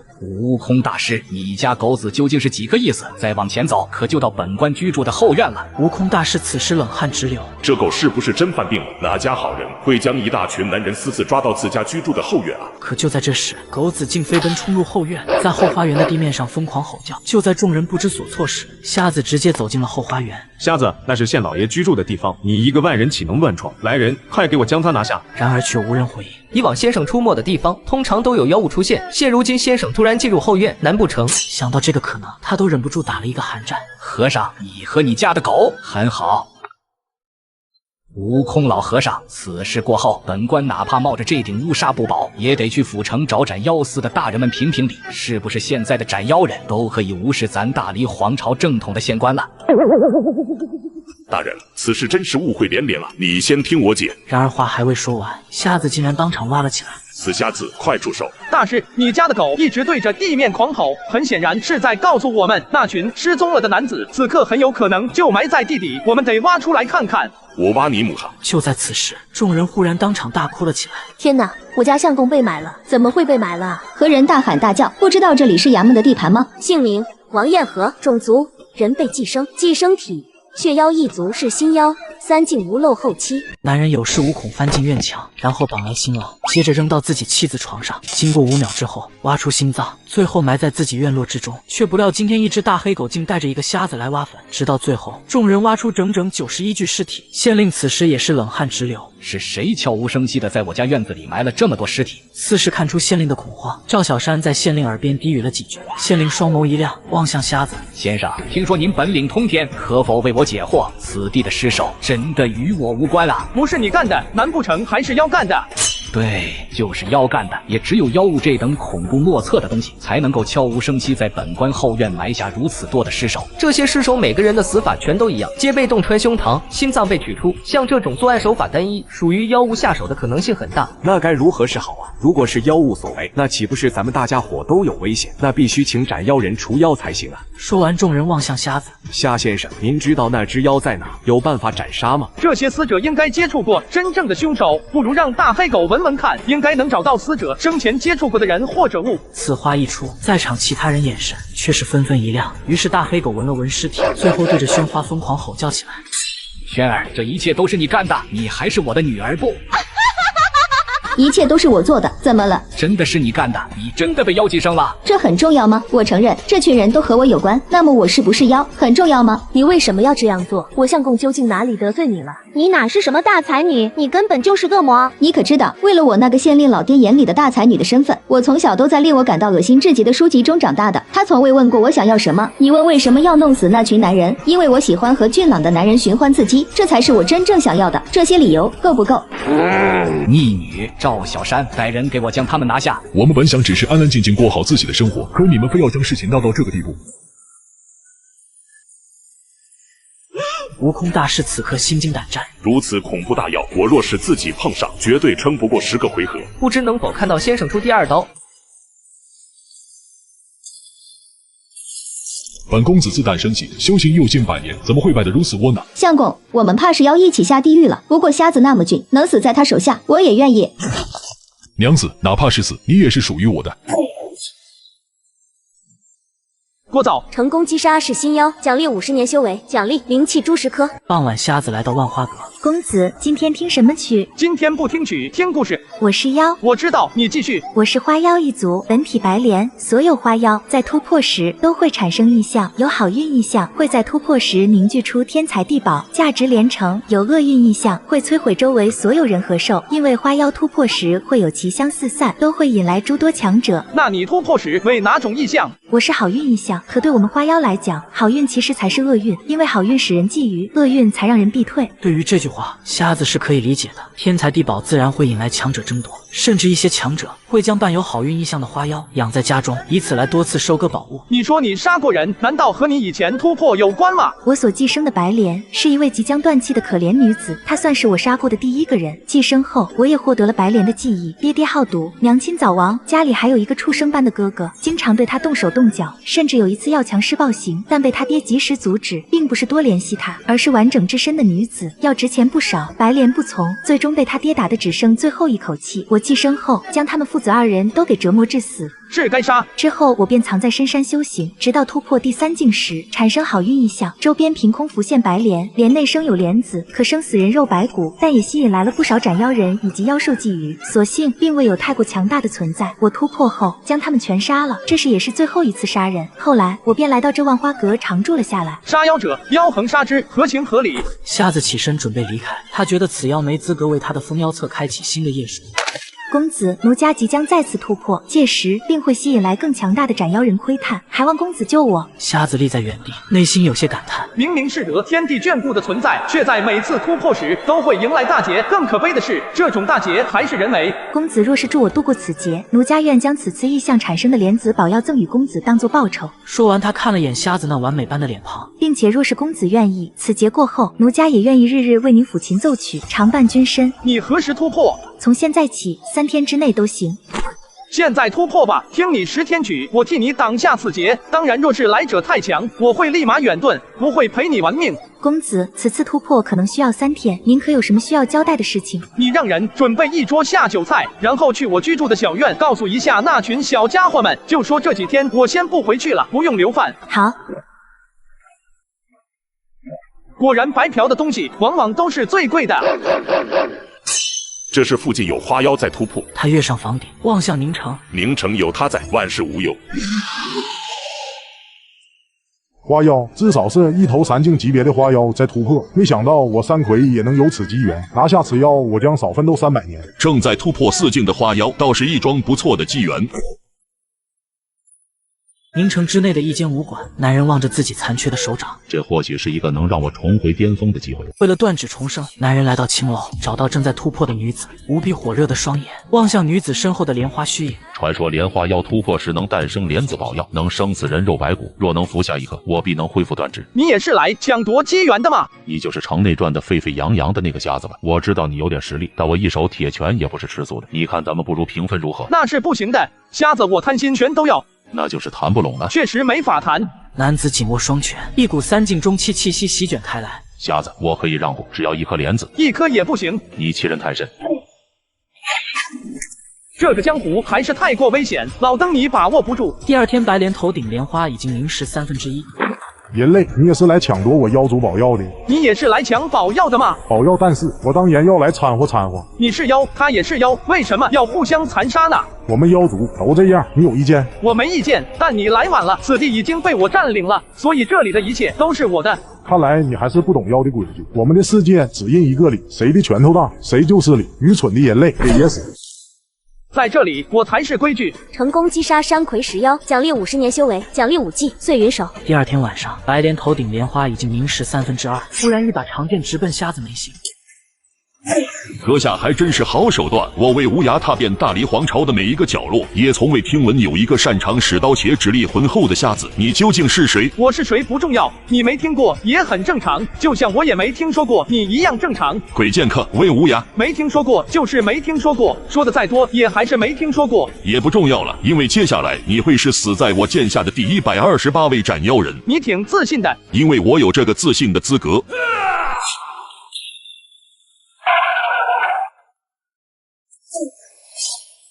瞎子把尸体放在一起，此时的他已有3分醉意。第3天，白莲头顶的莲花已经几乎凝视，可莲花上的奇香更加浓郁。师姐，你说那所谓的眼妖真的有那么恐怖吗？师门竟然连你都派下山了。眼妖一族能够在无尽妖物中排名第3，凭的就是其无与伦比的成长速度以及其恐怖的毁灭能力。此次师门的天机尽推演出，此地将有眼妖诞生，我等万不可有半分懈怠，否则一旦让其成长起来，定会产生不可估量的恐怖。忽然一股奇香涌来，这是花妖突破时的半生奇香，如此浓度，至少是3境级别的存在，只是不知这是好运花妖还是厄运花妖。冷秋霜顺着奇香涌来的方向望去，走去看看。其余4人为之一愣，以他们的身份，身上自是不会缺少资源。冷秋霜似乎是看出了4人的不解。花妖突破对其他妖类有着极强的吸引力，也许那头眼妖也会被吸引过去。还是大师姐想得通透。哎，阁下真是好手段，连鬼剑魏无涯也死在了你的刀下。侥幸罢了，你们也是来夺取花妖机缘的。区区几颗莲子宝药罢了，我们才不稀罕，我们的目标那可是眼妖。师妹，莫要胡说，我们无心与你争夺宝药，只在此处待到花妖完全突破后便走。为了抓眼妖？是，我们来自太清门，此次下山便是为了眼妖而来。此处有花妖突破，我想看看那头眼妖是否会被吸引而来。对于眼妖，瞎子曾经从祖籍中看到过，此妖可以施展幻境，吸收人类情绪，以此增强自身实力，只需极短的时间就可以成长为滔天可怖的恶魔。不过他并未在宁城看到过除铃铛和白莲之外的妖光。我这人胆小，你们要想守着眼妖，便去外面吧。你让我们去外面，你知不知道太清门3个字意味着什么呀？你不会以为我们想抢你宝药吧？那些破烂玩意儿，我们压根看不上。3息之内，若是不退，便斩了你们。好大的口气！今天我倒是要看看你如何斩我。2位男弟子体内灵力翻涌，手中各自浮现一颗整体散发着淡淡荧光的灵珠。住手！别忘了我们此行的任务。随即望向那个连他也看不透的瞎子。先生既然不愿被打扰，那我等退下便是。瞎子依旧坐在原地，只是此时他的内心也多了一些提防。眼妖实乃大恐怖的存在，哪怕他再如何自信，也不会过于轻视。希望只是虚惊一场吧。时间流逝，直到天色完全暗淡，白莲头顶的莲花虚影也成功凝视，一抹强横的妖力从其身上迸发而出。公子，奴家成功了，恭喜！还得多亏了公子呢，若不是您出手，恐怕此次大劫我必将陨落。白莲将莲花送到瞎子身前，瞎子收起莲花，起身向外走去。公子，你不多留一会儿吗？不了。公子以后可还来听曲？想听了便会来，不想听了便不来。白莲原地愣了一会儿，直到瞎子的身影已经离开万花阁。公子，奴家的曲，今后只为你弹。夜晚，万花阁传出消息，白莲姑娘不再接客，也不再当众弹曲。师姐，既然没手到眼妖，那要不要顺手宰了那头花妖？反正都是妖，正好他成功突破为4境，可以用来练练手。我再说一遍，眼妖性格极端，在没将其灭掉之前，任何打草惊蛇的事都别干。况且咱们不是那群冷血无情的斩妖人，别遇上一头妖就冲上去要打要杀的。见自家大师姐动怒，男弟子身子一抖，完全不敢再多说什么。妖也分好坏，遇上恶妖，咱们顺手斩杀理所当然。可若遇上的是心怀善意的妖，又何必去惊扰他们的生活？那头花妖明显不像是心怀歹念的恶妖。师姐，你是怎么看出那头花妖并非恶妖的？冷秋霜看了眼万花阁，又看了眼先前瞎子离开的地方，猜的。次日清晨，瞎子得知铃铛在忙酒楼开张的计划。瞎爷，我们看了看日子，决定在5天后正式开张，到时候你可一定要来为我们捧个场啊！瞎子觉得宁城除了铃铛和白莲外，已经再无其他妖，正好5天后吃个开业宴再走。行，得到瞎爷的肯定，小家伙们显然更开心。瞎子来到老酒铺，少侠，您来了，我这就为您打酒去。麻烦你了。很快，掌柜打好了酒，店内却闯进一群汉子。掌柜的，来20坛老酒，要10年份的。往年大祭不是普通老酒便可吗？怎么这次要上年份的了？掌柜的有所不知，明天乃是离合老母500岁大寿，我们当然要备上更好的祭品了。如此来年，我们漠河村民下水打鱼，才能次次满载而归呀。你们倒是有心了。待到这群人前脚刚走，后脚便又冲进一批新的渔民，同样是需要10年份的老酒。掌柜的，他们刚刚说的那什么离合老母是为何物啊？少侠，我知您本领通天，但这事您可千万莫要掺和。能具体说说吗？在咱们大黎皇朝有一条3万里离河，里面滋养着一大群本领通天的河妖。离河老母便掌管了一片区域，周边村落必须向他上供，若不然整个村子性命不保。这么嚣张，难道没人管吗？斩妖司曾派人去处理过，但那离河老母凭借3万里离河的优势，想打就打，想跑就跑，根本没有办法。瞎子道了声谢后，才离开了老酒铺，朝着那群渔民们离开的方向跟了过去。好一个离合老母，区河妖竟敢如此狂妄！若不是此次我等有妖势在身，定当要去将他斩于河底。你们说那只眼妖会不会也混迹在此次大祭中，伺机动手？师妹说的也不无道理。宁城毕竟是座大城，眼妖生性谨慎，他的第一目标不敢选择在此地搞事，也是极有可能。咱们也去此次大祭的地方看一看。就在众人离开不久，宁城之外一道妖异的红芒急速飞来，红芒漂浮在宁城之上。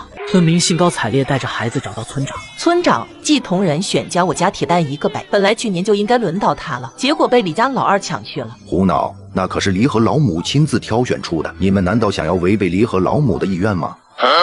大娘都祭同了，你们怎么还这么开心？孩子没了可以再生啊，但讨好离合老母的机会只有一次。今年更是离合老母500岁大寿，每个村子都可以献上10对童男童女，这种天大的机会大家都会争取。那你们有问过孩子的意见吗？我们当父母能决定的事，还能由得他们同不同意了？真是可笑。瞎子右手微微一抖，但最终妖道并未出鞘，必须要解决源头才行。瞎子沿着离河走着，目光望向离河，他可以清晰地看见由河底深处传出的那一道冲天而起的妖光。蛇妖、赖皮蛇，种族蛇妖一族，实力4境，名单圆满。夜晚宁城，一抹血色笼罩在宁城上空，而宁城之内，此时众人有狂怒，有痛苦，有大笑，种种不一样的情绪在他们脸上映照出来。随着时间流逝，宁城上空那一抹血色愈发凝实。次日清晨，衙门口摆放着一具具尸首。县令在了解是妖物所为后，随即派赵小山去府城到斩妖司请人来接管此事。而大祭这边，各村村民带上祭品与祭童，从4面8方涌来。瞎子坐在不远处山顶的古树上，一旦出现任何情况，他都能第一时间拔刀。而就在这时，从四周走来3位斩妖人，腰间4瓶斩妖令牌无比耀眼，其中一人将目光望向旁边的草丛。想必诸位也是为了斩那离合老母而来吧？何不出来共同商议一番？藏在草丛的正是冷秋霜5人。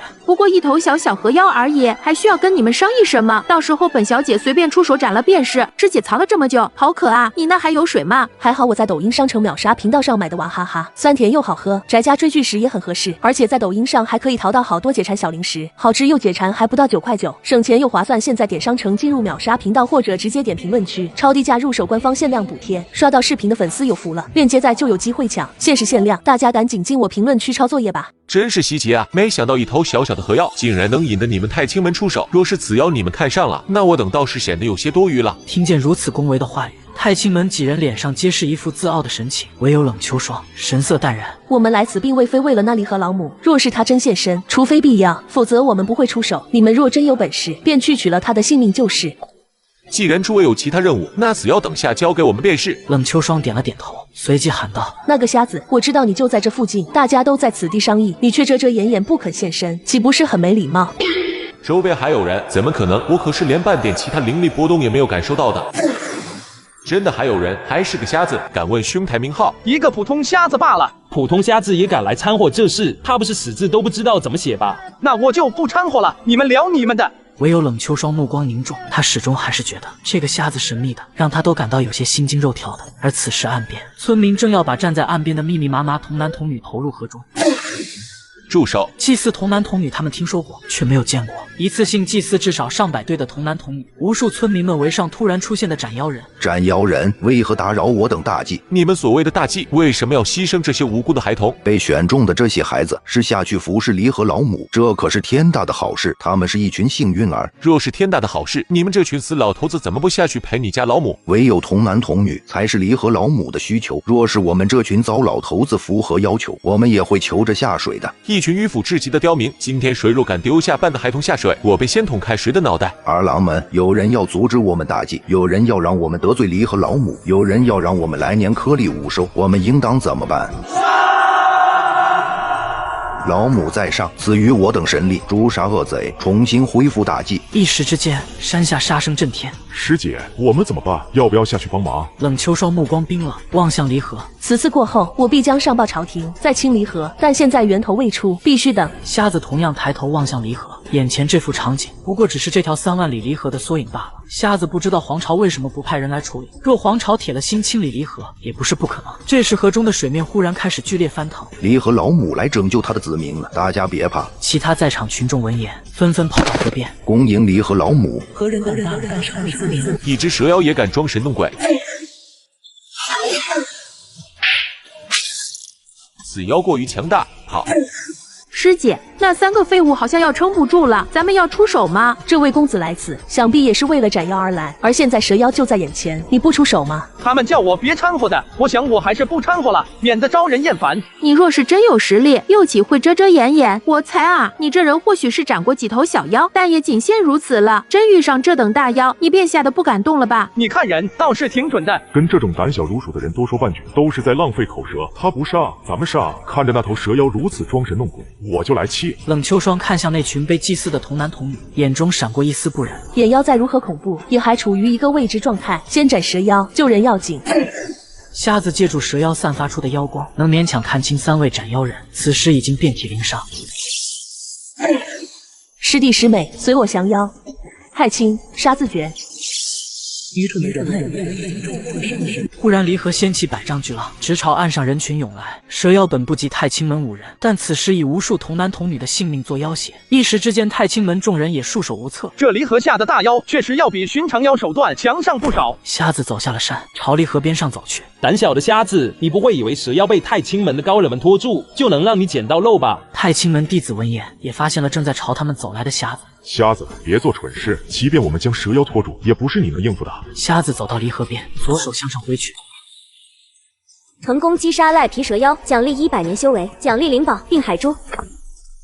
这个瞎子好强，即便是咱师傅来了，怕也不过如此吧。可他看上去是那么的年轻啊！冷秋霜同样透露着无与伦比的震撼。哪怕那头蛇妖再强大数倍，也绝对扛不下这一刀吧。此时，一些根深蒂固依靠蛇妖庇护的老渔民也陷入一种自我怀疑的状态了。也有一些年轻的渔民夫妻，脸上也不由露出笑容。瞎子向宁城走去，他需要与朋友们道个别，然后再来离河。这里妖物不计其数，绝对会是最佳练级地点。前辈，先前我等多有冒犯，还望您别放在心上。瞎子挥了挥手，算是回应。前辈，请问您是要回宁城吗？是，怎么了？是这样的，我们5人奉命来此追查眼妖的踪迹。您实力通天，最近有发现宁城附近有什么不一样的诡异之物吗？瞎子本想说没有，却在这时宁城方向一道冲天，醒目诡异，带着嗜杀与血腥的妖光浮现在他那黑暗的世界。如果我没猜错的话，那头你口中的眼妖或许就在宁城。百姓们神色紧张，赶往县衙，不料门口却有着许多面色惨白的群众，旁边还围着更多担惊受怕的百姓。此时百姓不敢单独待在家中，因此大部分人都汇聚于此。县令则是站在衙门口满头大汗，这是遭的什么孽？究竟惹到了什么不干净的东西了？可就在此时，宁城上空浮现一抹血色，血色瞬间将宁城笼罩，一股浓郁的血腥味充斥着所有人的鼻尖。在血色迷雾的笼罩下，地面那些脸色惨白的人群骤然睁开双眼，化作一个个红眼傀儡，向周围人群走去。斩妖司、赵小山，你们怎么还不来？可就在此时，忽然传来阵阵马蹄声。斩妖司大人到，妖邪必退，万恶扶手。斩妖司的大人们终于来了，我们有救了。领头之人乃是大黎青州府牙斩妖司3大统领之一，虽身材矮小，但腰间6品斩妖令牌却也足以证明了他的实力。他看着天空那一片血色，目光凝重。妖域能施展出妖域的大妖，至少也是5境起步。他随即将目光望向四周的红眼傀儡，肃清一切。红眼傀儡终究是肉体，对付普通人还行，可遇上斩妖人则被迅速收割。有斩妖司的大人们在，一切无忧。小山还好，你及时找来救援。等此次事件过后，本官重重有赏。闻言，赵小山脸上却是没有多大喜色。他望向那群威风凛凛的官方斩妖人，心中划过一抹向往。城内其他地方估计还有不少未被发现的红眼傀儡和很多藏起来的群众，我这就带人前去肃清，将他们解救出来。去吧，注意安全，别伤着自己。而此时，瞎子望向凝城的天空，那道醒目、血腥、诡异的妖光无比闪耀，同时妖光内的信息同样让他感到心惊。眼妖，血色妖童，种族眼妖一族，实力5境，文丹圆满，妖技血色幻境，是神幻石2件，血色妖域。单从妖技来看，就有一种逼格满满的感觉。瞎子跨步入城，想要挥这头古籍中记载的恐怖大妖，然而他刚踏入城池的瞬间，天空那道妖光再度一变。眼妖，血色妖童，实力6境，子府初期，妖技血色幻境，是神幻石2件，血色妖域，幻界投影。瞎子脸色微变，这成长速度也太快了吧！瞎子想到了离合老母，那头蠢蛇勤勤恳恳修行500年，也不过才4境巅峰，而这只眼妖怕是要比之年轻无数倍。果然人比人会气死人，妖比妖同样也会气死妖。就在瞎子进城没多久，太清门5人也来到宁城之外。这是血色妖域，专属于眼妖一族中血色妖童的天赋妖域。想要释放出妖域，最低要求也得达到5境才行。咱们才离开多久啊？那头眼妖就晋升到5境了。不管如何，这次都是我们疏后了，才让其成长得如此迅速。不过此刻他终于现身，咱们只要将他迅速斩杀，那么一切的问题都不是问题。此时的瞎子路过一直居住的小院，看到铃铛与大山2人守在门口，小春一帮孩子们在院内打气，大有一种同生共死的既视感。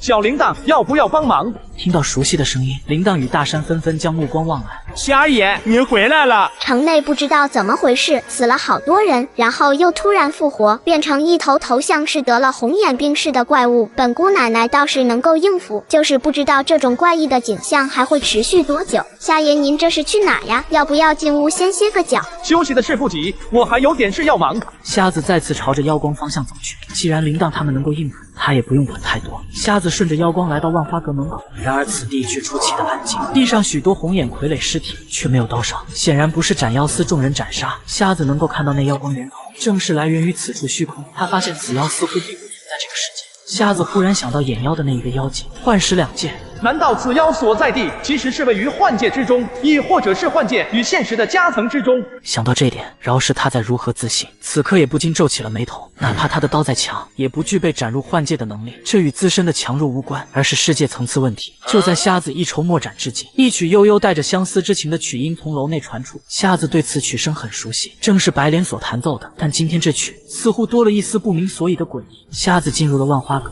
公子今天可还听曲吗？瞎子看着面对一群斩妖司强者，也敢散发妖光的白莲，瞎子走了过去。不远处斩妖司中有人正要上前提醒，却被拦了下来。这2个人不简单，先静观其变。姑娘今天倒是好雅兴。公子你可知，自从你那天走后，可让奴家想念的紧了。所以这就是你曲声中带着恨意的缘由。爱恨情仇不是人间常态吗？你是在恨我？爱而不得，便生恨。小女子自问不是什么圣贤之人，得不到公子的心，那便要得到公子的人。人若是也得不到呢？尸体也是人，保存得当，亦有余温。此时白莲双眼浮现一抹血红，头顶原本应该出现的白莲，也在此刻变成血莲。公子，你在我这听取10天，付出的银两不计其数。原本我以为你会是我的良人，岂料你却弃我而走。既如此，那么只有下辈子再见了。白莲手掌浮现血红色妖力，朝瞎子胸膛狠狠拍去。瞎子神色疑惑来到青楼，却被情人一掌轰在胸膛。可看似强势的一掌，却实则软弱无力。这是什么情况？瞎子虽然疑惑，但还是配合着倒飞300米，为了逼真，甚至还逼出一口鲜血。血色红莲，原来你就是这一切祸乱的源头！大家把刀，随我一起斩妖。此时白莲眼中血色更加浓郁，头顶的血莲朝斩妖人涌去。诡异的是，刚突破4境的白莲，竟以1人之力能勉强硬抗由6品斩妖人带领的斩妖队伍。白莲这模样，难道是得到了眼妖赋予的增幅？这到底是怎么一回事？不对劲啊，那头花妖身上的妖力怎么和城内妖域散发出的气息完全一致？难道是眼妖伪装的？不可能，这头花妖突破时所散发出的异象不可能作假，任何妖物都不可能改变自身特性。这头花妖应该是被眼妖的血色妖力所控制了。那我们要去帮那些斩妖司的人吗？斩妖司的那群人虽然令人厌烦，但此刻对付眼妖才是重中之重。大家一起出手，先将那头已经变异了的花妖拿下。瞎子见状，有心想要出手，但直觉告诉他时机未到。白莲这么做一定有他的道理。随着白莲遭到重创，原本困住斩妖人的血色莲花也在此刻失去控制。而此时太清门5人和斩妖小队皆奔白莲而来，一时之间杀机漫天。白莲扫了一眼四周，随后将目光望向瞎子身上，然后惨然一笑。最后他抬头。王，宁城强者已全部到场，是时候让世人感受您的恐怖了。姐，王友，你做得很好。瞎子浑身一震，他看见幻界之内那头遮天蔽日的恐怖眼妖。难道白莲所做的一切都是为了将眼妖引出幻界吗？我忠实夫人啊，你拥有让本王出手拯救的资格。今天所有人都得成为本王的阳亮幻界投影。宁城所有人神色茫然，瞬间进入种种幻境，脸上的表情也随着种种不一的情绪在脸上一一划过。瞎子脸色十分难看，他能感觉到眼妖此时依旧处于幻界之中，眼妖身处幻界依旧可以发动大范围的幻境攻击。我还是不够强啊！瞎子站起身，准备出手将幻界投影劈开。哎，运气真差呀，居然遇到血色妖童这种极难应付的眼妖。同一时间，全城所有被拉入幻境的人也在此刻全部苏醒。我操，这不是我的乞丐小老弟吗？他这么强悍的吗？而此刻刚苏醒的斩妖人与冷秋霜看着那道身影。头儿，我说这段时间怎么没见你？原来跑到这镇妖来了。镇帝王，您老人家怎么会在这？兄弟，这事儿估计有些棘手了，也不知道你顶不顶得住啊。瞎子猜想今天遇上的种种困惑，估计和这个乞丐兄弟有关。说吧，一切究竟是怎么回事？前段时间我得到消息，此地将会有眼妖诞生，所以才以逆修为来此亲自等候。只不过令我没想到的是，这头眼妖居然是最为棘手的血色妖童。你也看到了，他能处于幻界之中，乃是真正拥有灭世手段的大妖。瞎子将目光扫向白莲，那他又是怎么回事？也是你的棋子吗？我哪有那种闲心？先前我在想如何引出血色妖童时，恰好爆发红眼傀儡白莲姑娘在此地镇守，横扫周边一切傀儡，不过也吸引来了那头眼妖，想要收他做仆人。作为人间行走的傀儡，原本白莲姑娘宁死不从，于是我暗中传音让白莲姑娘虚与委蛇，将其引出。谁知眼妖突破到6界，掌控了幻界投影这道杀招，哪怕自身处于幻界，也能大范围杀敌。难道已经没有机会干掉眼妖了吗？还有最后一个机会，快说！眼妖想凝聚幻界投影，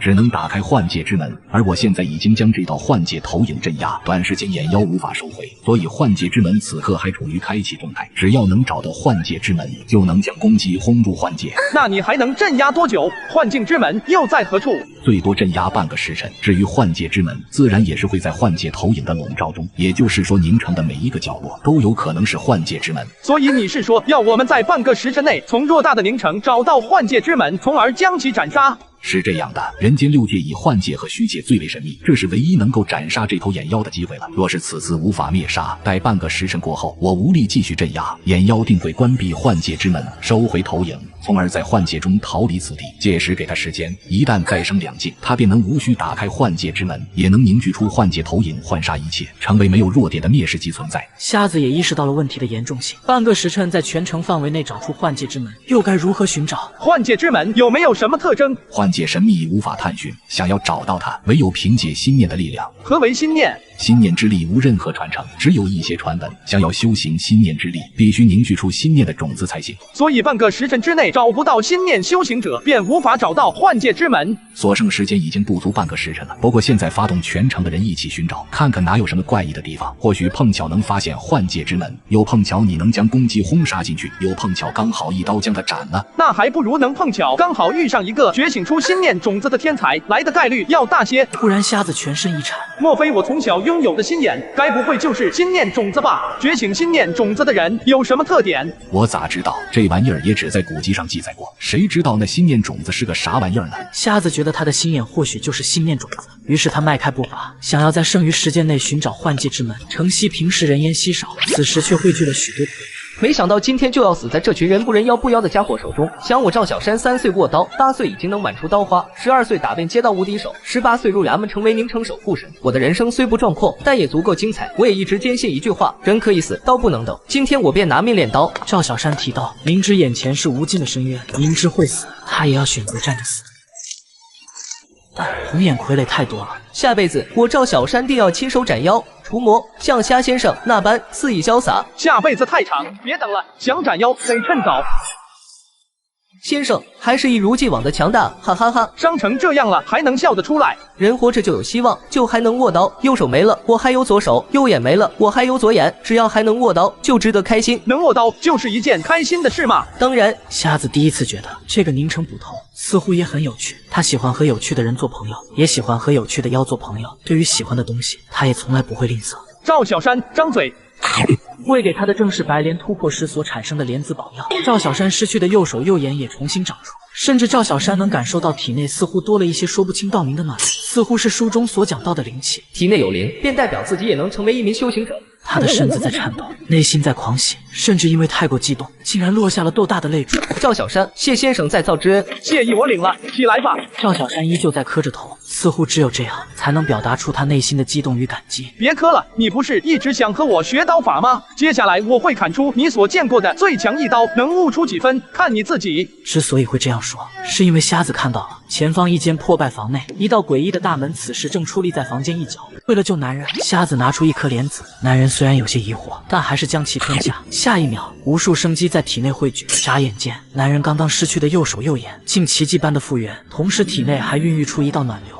这是灵气，我终于能成为一名修行者了。因为太过激动，男人竟朝着瞎子不断地磕起了头。别磕了，你不是一直想和我学刀法吗？接下来将是你见过的最强一刀，能学多少看你自己。之所以会这么说，因为瞎子看到前方一间破败房内，一道诡异的大门此时正矗立在房间一角。果然，我的心眼就是心念种子。瞎子透过诡异的大门，可以清楚看到里面的一切。那只诡异的妖童此刻正漂浮在幻界之内。下一秒，血色妖童似乎感应到瞎子的心眼凝视。怎么可能？为什么这个死瞎子能找到幻界之门？为什么他能看见本王？声音如雷鸣般传遍整个宁城。什么玩意儿？难道是我兄弟找到幻界之门了？他开启了心念种子。我的天哪！心念种子自上古时期以来，这玩意儿也只存在于传说中吧？真让人开启了。还特喵的是我好兄弟。相对于镇帝王的三观破碎，一旁的白莲则是较为平静，只是微微一笑。公子果然还是一如既往的可靠。城内的某条街道，冷秋霜双眸之中同样有着浓浓的震撼。那位神秘的夏先生能看见幻界之门，这是越来越大条了。瞎子站在门前，右手拿起醉仙酒壶，大口大口往嘴里灌酒。妖童见此一幕，紧绷的神情骤然放松了下来。本王身处幻界当中，即便你能将攻击打入幻界又如何？先不说幻界能抵消一部分攻击，即便无法抵消你一个死瞎子能妙了强如6境的我吗？瞎子依旧灌着老酒，直到一壶老酒下肚。这一刀7分醉意。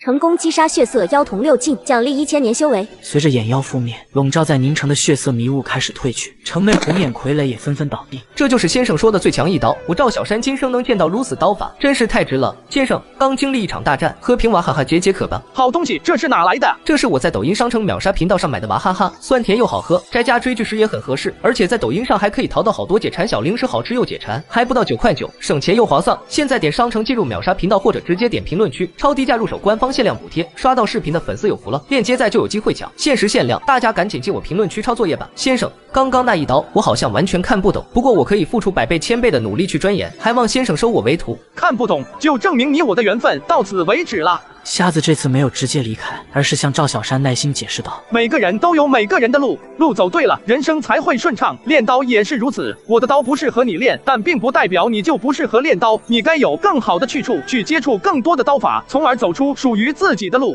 赵小山愣在原地，脑海不断回味着这段话，他的神情似懂非懂，最后好似明悟。谢先生赐教，我会练出属于我的刀，会走出属于我的路。瞎子点了点头，随后将他扶起，我说兄弟，你真把眼妖给宰了？如果他没有第二条命的话，应该是的。我看兄弟你应该是孤家寡人一个吧？有没有兴趣加入我们斩妖司？你放心，只要你肯来青州府衙斩妖司内，你我二人平起平坐，不让你当老大都行。听到斩妖司3个字，一旁的赵小山神色向往，无比憧憬，那是他的梦想之地。要是能加入就好了。还有，如果先生也加入斩妖司当老大，自己能在他手底下干活，那得多爽啊！斩妖司很强啊，那岂止是强，简直就是无敌豪霸。咱大理九州任何一处，只要是斩妖司所过之处，谁人不敬？即便是那些传承多年的隐世宗门，见到咱同样得客客气气的。那为什么离河底下的妖依旧在行凶作恶？听到离河2个字，镇帝王脸色微微一变。咱们也算是一起要过饭的交情了，兄弟，我奉劝你一句，离河的水太深，你把握不住。能不能具体说说看？离河3万里，每1000里一头大妖，每100里一头小妖，共计有妖330，这是自大黎还未开朝便一直存在的。而这330的妖不受皇朝管辖，我们也没资格去斩。为什么？因为离河通北海，北海有龙，离河是他们的，我们不得管，也不能管。即便是让他们将无数孩童当作肉宠，当着你们的面逍遥自在，肆意杀戮，你们也不管。管不了，原本历代帝王都会清理离河妖物，但每次清完之后，就会有一批妖物迅速补上，而且参与猎杀妖物的官方斩妖人都会离奇死亡。之后皇朝动荡，更是伴有大灾，所以后来官方就不再插手离河任何事务，而那些民间斩妖人，即便想管，也不够资格。闻言，瞎子微微点了点头。既如此，那我可能不适合跟你去做官了。啊？为什么？因为你们不敢斩的妖，我会去斩；你们不敢惹的龙，我会去惹。你说离河有妖330，皇朝不管，我来管。望着瞎子那离去的背影，镇帝王脸上浮现一抹担忧。兄弟，这水可不好管啊！先生真是太帅了，不愧是我师作一生的偶像。你懂个鸡毛！小捕头，你开灵了？是先生赐我宝药，才让我也能有修行的机会。那他还有没有对你说过什么？先生说他有他的路，我有我的路，让我去接触更多刀法，才能练出属于我自己的刀。哈哈哈，练出自己的刀，他倒是挺高看你的呀。有没有兴趣去斩妖司？在那里你才能接触到更多刀法。真的吗？我简直太愿意了。瞎子走在大街上，他决定跟铃铛道个别，今晚就走。忽然前方一道身影出现在他的视线。公子，奴家想伴您身旁，哪怕为奴为婢，我也乐在其中。我接下来所要做之事，或许会惹怒强大且神秘的存在，或许会与整个皇朝为敌。你不适合跟着我。奴家不怕死，只怕不能伴于君身。瞎子越过了他，继续走在长街上。我曾经有一位很美的娘子，为了斩她，我养了3年刀。在那3年间，但凡我心念有半点不坚定，都拔不出手中的刀。后来我明白了一件事，女人只会影响我拔刀的速度，所以在没有天下无敌之前，我不允许我拔刀的速度受到任何影响。白莲愣在了原地，脸上露出了一股怀疑人生的表情。这一刻，他只觉得他好像完全看不懂眼前这个男人。瞎子继续走着，没多久又来到老酒铺。少侠，酒喝完了吗？要不要再打一壶？那就再打一壶吧。片刻之后，老掌柜打好了酒，瞎子将3个大金锭放在桌上，才转身离开。少侠，我说过的，您来打酒，我不收钱。一刀斩妖1壶酒，多打的3壶便是买卖了。